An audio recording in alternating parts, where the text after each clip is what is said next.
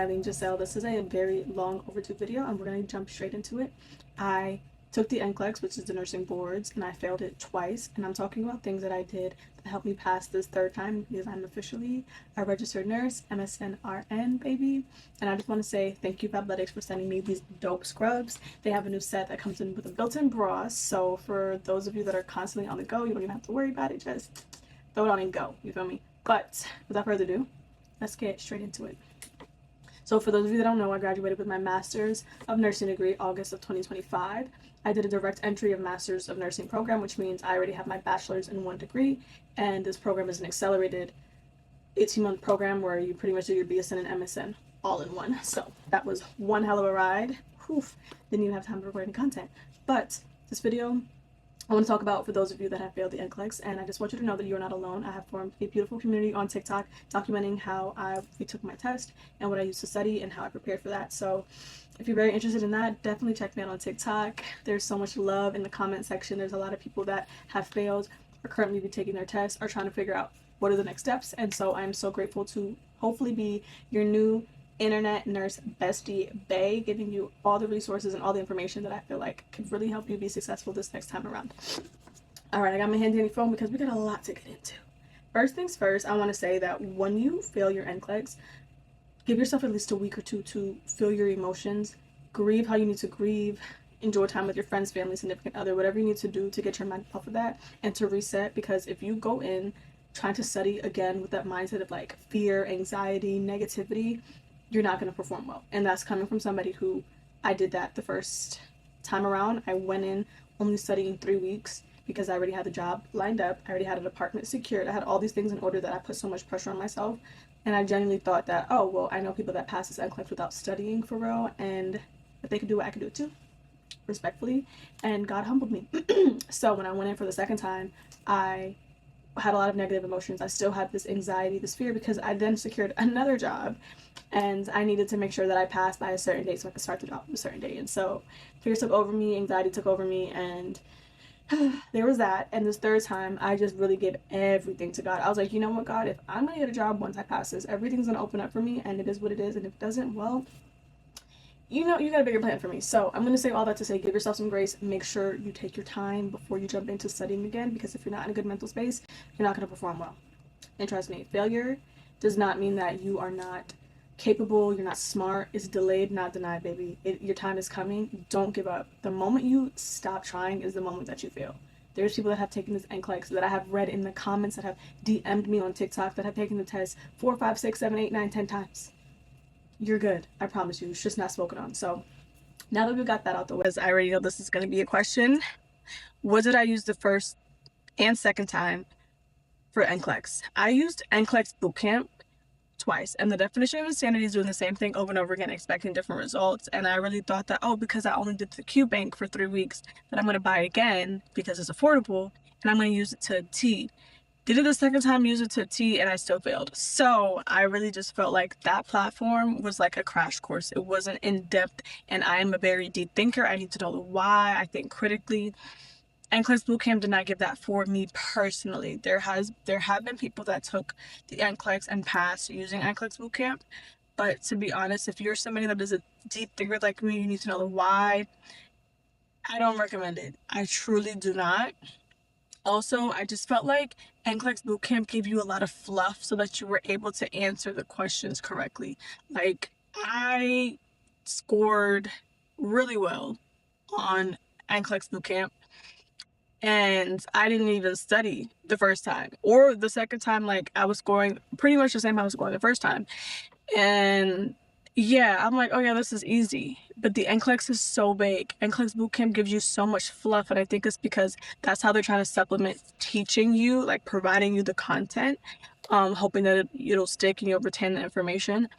But NCLEX is mad big, and if I was able to answer questions on NCLEX Bootcamp using a whole bunch of fluff, then the NCLEX is going to be hard for me because now I don't have that fluff. I don't have that cushion. You know what I'm saying? So I hope that made sense for you.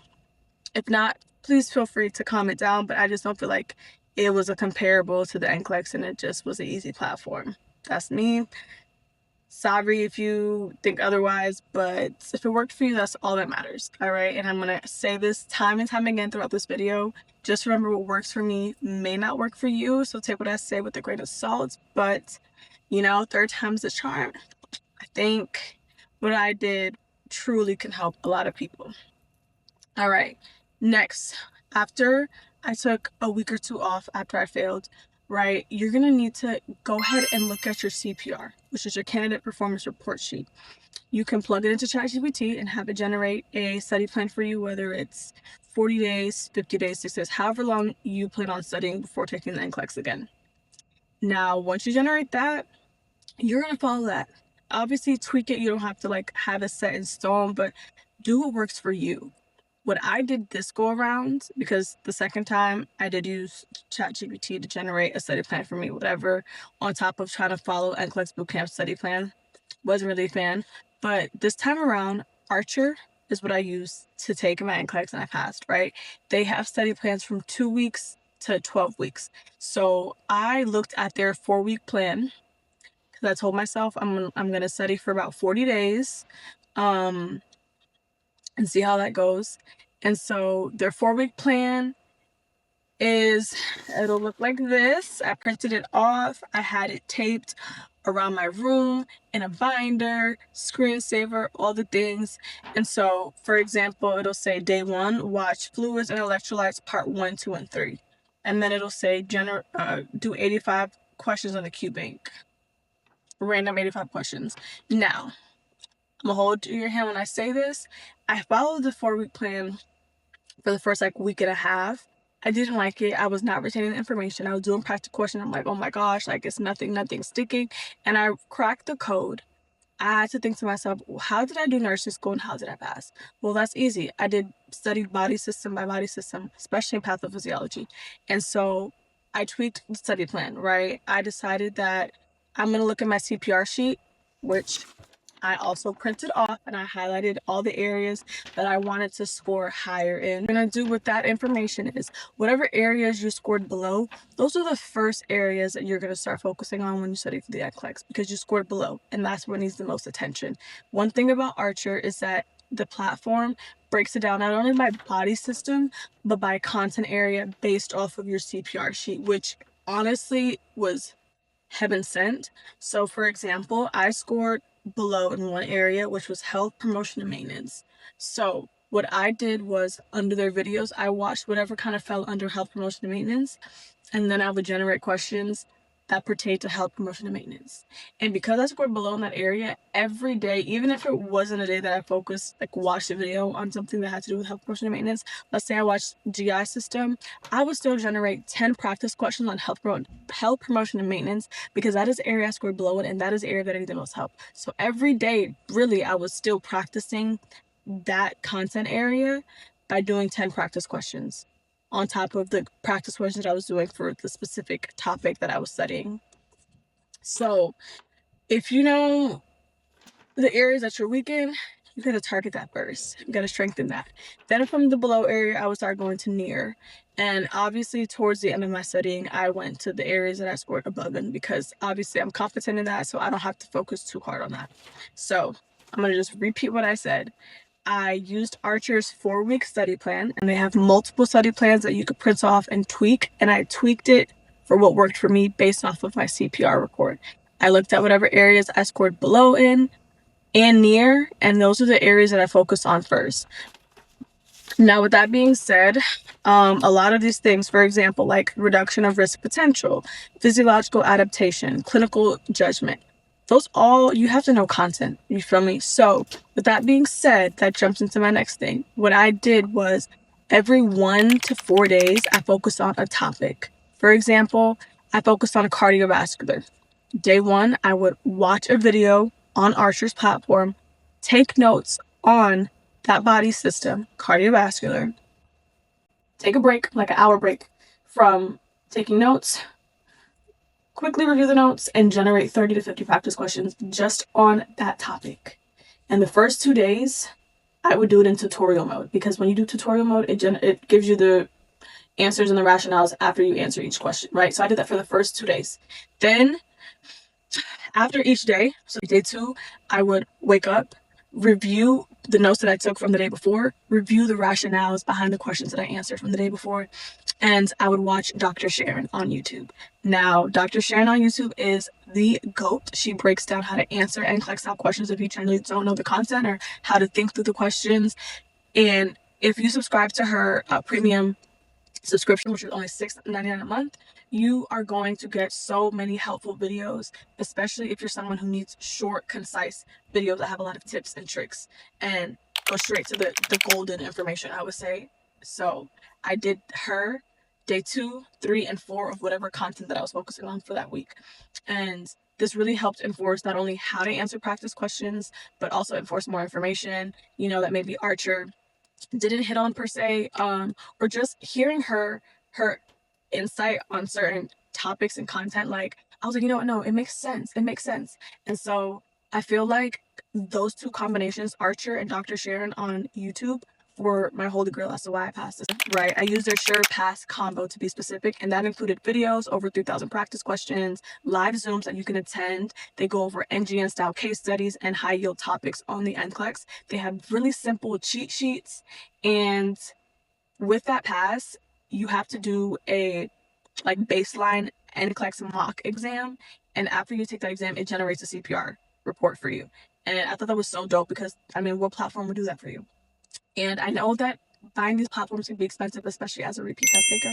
So I do have the discount code if you would like to use it, if you want to purchase Archer and their Sure Pass combo. They also have other plans, such as the plan that comes with like a tutor, as well as everything else that comes with the Sure Pass plan. And I feel like if you're somebody like myself who you probably need some accountability or extra help with test taking strategies, getting a tutor would be the best bet for you. But if you decide not to go with that plan, you can purchase their tutoring services separately. They range from $45 to $75. So keep that in mind when you're studying, because you need all the help you can get. Okay, this test could be really hard. Remember, what works for me may not work for you, but this really helped me.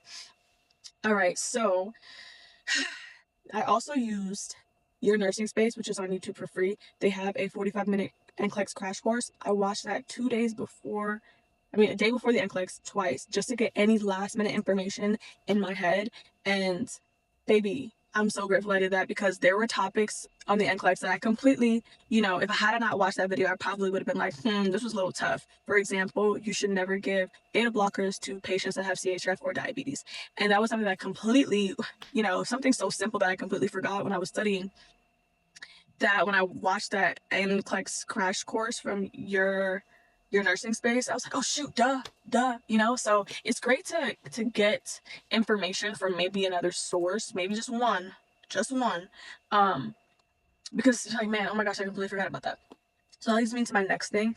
I would highly recommend just sticking to 3 max sources. So I used Archer, I used Dr. Sharon on YouTube, her premium subscription, which is $6.99, and then I used your Nursing Space the day before my NCLEX. Like, that was it. I wasn't trying to add on anything extra, because that is how I failed the last time. I was overdoing it, buying other platforms, trying to use UWorld and Bootcamp and listen to Marquet and do this and do that. Like, that's too much. It is extremely too much. You don't have to do all that. Like, stick to what works for you, stick to what's helping you retain the information, and don't change it, because the moment you start changing it, you're going to notice a difference in your performance and practice questions, and also the way that you think and how you answer questions. You start losing confidence. I wouldn't do all that, baby. So I hope that I answered all of that as far as what I used to help me pass. This 3rd time's the charm. Okay, now I'm going to go through a list of frequently asked questions that I've been getting all over my TikTok and in my DMs. First question was, how did your study days look like? All right, this time around, I'm gonna backtrack. First time, like I said, I only did 3 weeks, only Q Bank, so a whole bunch of random questions that I would never recommend. So second time around, I dedicated 6 to 8 hours a day studying, which is absolutely insane. I would never encourage anybody to do that. That is insanity. But do what you want to do. What works for me may not work for you. Remember that. And I was like doing over 100 practice questions every single day. That's OD. When people put that on their, social media or encourage you to do that, I strongly disagree, because there's no way that you could do all those practice questions, go through all those rationales, and really understand the content and material so that you perform better for the next time you do practice questions. It's not happening. And I'm just sorry. It's just, I think that's a lot unrealistic, but It works for some. That was definitely didn't work for me the second time. So this third time around, I dedicated 45 days a week, 5 to 6 hours max a day. And when I said like strict, I was like, nah, that's it for me. And what this looked like for me was I would watch a video. Like I said, I would dedicate 1 to 4 days on a topic. I would watch a video from Archer on the topic that I was focusing on, take notes, and then I would take an hour break. All right? Decompress. You need that because mental fatigue is real. Then from there, I would go and do active recall on the notes that I just took. And if you don't know what active recall is, it's literally talking out what you just wrote down or what you just heard. So just regurgitating information so that way it really sticks. That is important for you. So I did active recall and I came back from a little hour break, and then I would review my notes again, like skim it, and then I would just jump into 30 to 50 practice questions. And I would do that in tutorial mode because this is your first time getting exposed to this information. And so getting the tutorial mode where it reveals the correct answer and the wrong answers and the rationales instantly, I think is good just to like get through the questions, right? And so then the next day, which I briefly talked about already, the next day I would review my notes again, briefly look at the rationale from the day before, and then I would start watching Dr. Sharon's videos on YouTube for that topic. So if we're talking about cardiovascular, I would go on her YouTube channel and I would look up anything cardiovascular. Watch about 2 to 3 of those videos because that kind of got me in the momentum of like, all right, I'm getting my day started. I just watched this video. It's not too much for me. Like I can handle this. Her videos are about 20 to 40 minutes maximum. And she goes through practice questions, about 5 to 10 practice questions. Almost most part is always like 10 practice questions. And so I would go through 2 or 3 videos of that topic that I'm focusing on Archer. And then I would take a break. After that break, review my notes, and I'll go right back to Archer and do 30 to 50 practice questions. Now by day 3 and 4, you should be on timed mode, which means you don't get the answers and the rationales after each answer. And I say that because that was a game changer for me. I knew that I struggled with being confident in my answer choices. And so by putting it on timed mode, I knew I had to pick that answer and be confident in it and move on to the next. And I think that a lot of times during the NCLEX, we let anxiety take over. I'm like, I don't know if this is right. I don't know. We have that crutch of doing everything in tutorial mode where you get the answer right away. And we kind of like trick our brains into thinking like, oh, I'm gonna click this, but it's okay because the answer is probably gonna be right anyways. Because when I do practice questions, I get the answer rationales and they're correct or whatever. And I feel like that was my downfall when I did it in boot camp, that I would get my rationales and my answers, and I'm like, oh, okay, yeah, that makes sense. Next, like it'll be okay. But when I started doing things in timed mode and not getting my rationales until the end, I was like, all right, you better lock it in and you better believe in yourself and don't change your answer. Which I love about Archer is that it'll give you statistics on answers that you selected and then you changed to the wrong answer choice, or answer choices that you initially clicked that were wrong, then you changed to the right answer choice, or answer choices that you clicked that were wrong and that stayed wrong. So it shows you like, all right, you're obviously changing your answer choices too much and you're changing it wrong. Or if you click the wrong one first and then change it to the right one, maybe you just misread the question, maybe you read it too fast, or you needed to reread it and get a key component of what the question was asking to make the right answer choice. And baby, that right there is how I took it. Every time I looked at the statistics, I was like, okay, Eileen, you're not changing your answers as much. Or if I did change it, like, why did I change it?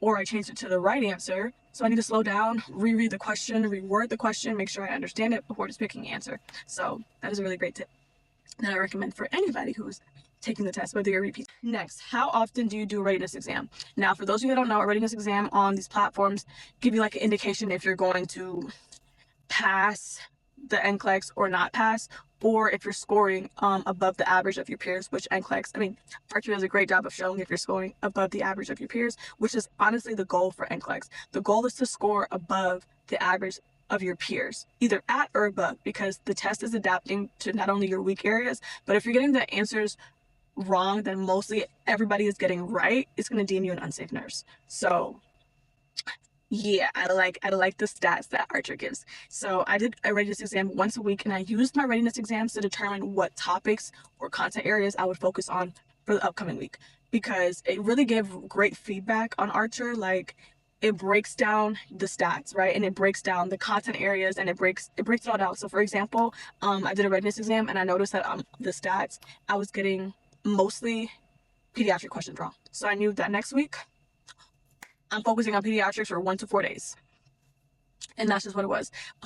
Or I realized too that, man, I'm not doing so well on NGN style questions, so I'm gonna start focusing on NGN style questions instead of just like classic questions.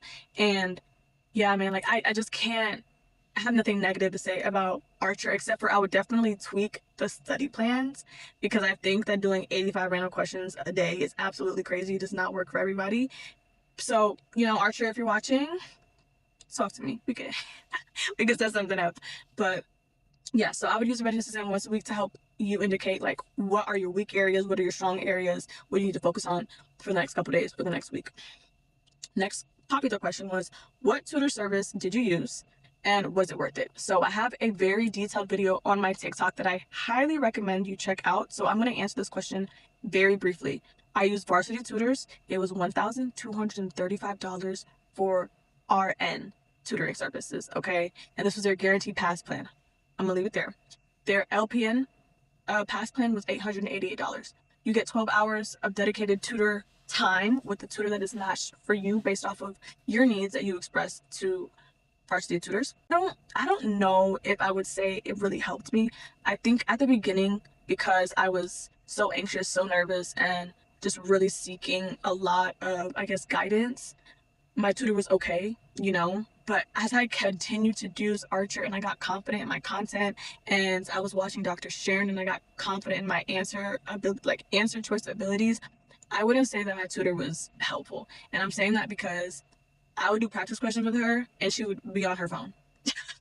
No shade to her. She was a dope person, but like, it's like she knew that I was good. So she was just literally, we were on the recording for like 2 hours and I'm just like going through practice questions and she's like, okay, right. Okay, good. Okay, good. Okay, good. Is there anything you want to go over? And I'm like, no, I'm actually good. And it got to the point where I just started to ask her, like, can you just give me test taking strategies on things if I don't know it? Because at this point I know a lot. And I'm getting a lot of this correct and I'm trusting myself, right? And when I would ask her, can you give me some tips or advice, test taking strategies, blah, blah, blah, it wasn't anything that was super helpful. She'd be like, sometimes the answer is really just that easy. And I'm like, okay, thanks, I guess.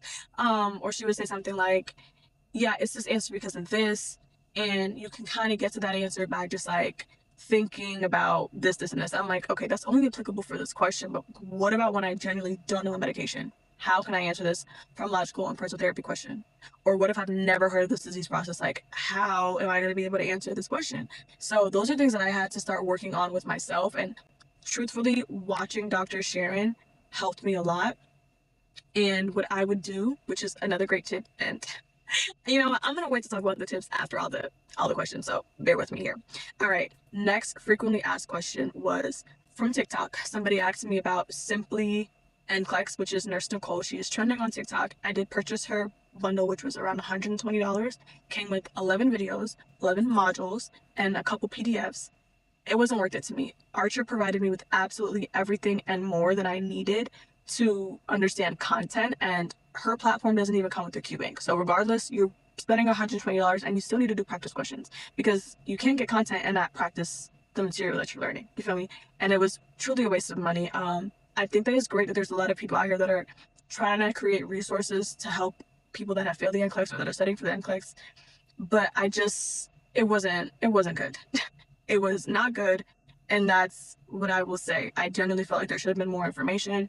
I generally felt like a lot of these people that are promoting their products need to focus on test taking strategies for people, especially repeat test takers. Because for me personally, it wasn't a content issue. Because I know that simply because when I looked at my CPR sheets, if it was a content issue, I would have scored below in a lot of areas. But one area, that says a lot. If it was a content issue, I wouldn't have ever made it to 150 questions on the NCLEX. You'd feel me? It would have shut up by 85. Like, yeah, you're not a safe nurse. You get what I'm saying? And so I think that for me personally, and I think a lot of repeat test takers, it's test anxiety. It's, okay, I'm down to 2 answer choices.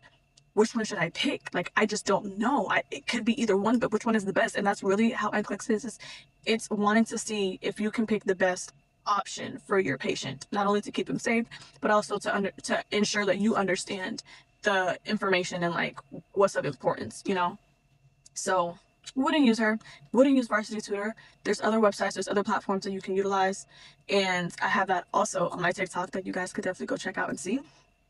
Now, another thing that I did this go around was I completely surrendered everything to God. And if you're not a faith-based person, then you can skip this portion. But I just want to hone in on that quickly, that the failing the first and the second time, I had a lot of anger. I had a lot of emotion. I'm like, God, why am I failing? Why am I losing the dream hospital that I want to work at and the dream specialty that I want to be on and all these things? And there's people that are not as competent as me that are passing. There's people that literally didn't even study, just got lucky and passed. You feel me? So I had a lot of built up emotions, and I had to let go of all of that. Like I said, you have to come in with a clear mind and no negativity to study effectively. And I did a 21-day fast, which coincidentally fell around the week of me taking my NCLEX. Like, I didn't even think that it was about to fall in the same week, but I did a 21-day fast. I was journaling, praying, gave up a couple things, mental and emotional clarity, so that I walked in literally taking the test like, you know what, God, I know you got me. Like, I've done everything that I can do. The rest is in your hands. And that was that. So I highly recommend, if you're a faith-filled person, to consider fasting and just leaning on God more, leaning into your community, because right now is when you need it, and there's power in prayers. And yeah, my people were really praying for me and going hard for me. So I appreciate it, and I love you guys down bad, baby. You have no idea. That's what I did differently too. All right. All right, so now that I've answered all of that, the next thing, I think I've answered all the questions, and if not, I will be happy to answer them in the comment sections. But I've addressed what I did to study. I addressed the platform that I use currently, and I did in the past. It did not work for me. Oh, this is a great one. Completely forgot about this. A lot of people wanted to know, like, did I use Marquet and was it helpful? To be honest, I did not like Marquet's audios at all. I feel like they're outdated. They confused me even more. So I didn't, and I had to just tell myself, if it's not clicking for me, I'm not going to force it. Marquet may work for some people, but it did not work for me. They kept saying, listen to his lecture 12, prioritization delegation. None of that stuff helped me. I think the genuinely the only one that helped me was pediatrics and maternity. That was it. The rest of them, no, was not a fan of it. So, Dr. Shane on YouTube, Archer, and your nursing space. That's it. That's all, baby. And I didn't overdo it. I didn't overstudy. I kept it real short, simple, to the point. Make sure I understood content, because that is crucial. If you don't understand content, you're not going to pass the NCLEX. Like, I don't know, but you might get by if you know at least test taking strategies. But if you don't know content, it's like every question is going to feel like, what the hell is this asking me? What is this disease process? What is this medication? And what's crazy is when I took NCLEX this time, not even scratch that. Crazy part is when I was using Archer to study and I was like watching videos, taking notes, I'm like, oh my gosh, I remember this from my second NCLEX. I should have used Archer the first time. Like, things like, all right, so here are some tips that I recommend for repeat test takers, and even some people that are, this is your first time taking NCLEX. So first tip is rephrase the question to make sure you understand. A lot of times you miss the question, either practice question or an NCLEX, because you read the question wrong and you picked the wrong answer. Rephrase the question so that it makes sense for you, and then like plug in the answer choices that you have to the question. And 9 times out of 10, you're gonna pick the right answer, because you're like, those don't really make sense, but this one kind of makes the most sense, so I'm gonna pick that one. Just put you on game, baby. Next is a huge one, which I learned from Dr. Sharon. If you are somebody like me, where I need to know the why, everything needs to make sense, baby, sometimes the NCLEX don't make any damn sense. Those questions just be like off the wall. Never would have thought in a million years you'd be asked this question. And I had to learn that, you know what? I am really not gonna know it all. But you know what I am gonna know? I'm gonna know what makes some damn sense. And some of these answer choices don't make any sense. So I am not picking this answer. And so the right answer is the right answer because the other ones are wrong. And sometimes it is not going to make sense to you, but you know for a fact that all these other ones are wrong, and this one is the only one that has somewhat of a little bit of sense.